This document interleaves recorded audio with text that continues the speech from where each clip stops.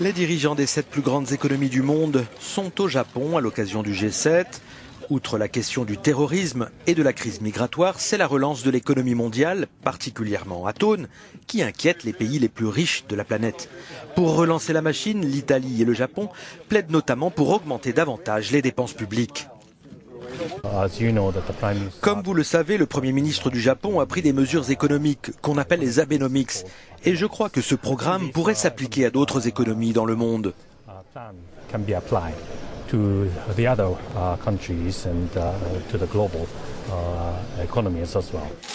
Mais cette relance par la dépense est loin de faire l'unanimité. Angela Merkel et David Cameron y sont fermement opposés. Mais les Européens sont davantage unis dès qu'il s'agit de critiquer le dumping de la Chine dans le secteur de l'acier. Nous avons un problème général en Europe au regard des surcapacités de la Chine. Cela affecte tous nos pays et notamment les 22 pays de l'Union européenne qui produisent de l'acier. Et tous ces pays ont le droit de défendre leur industrie.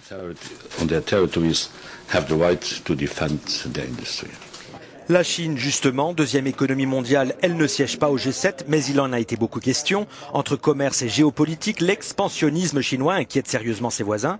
Que le G7 s'occupe de ses propres affaires, a répondu sèchement Pékin.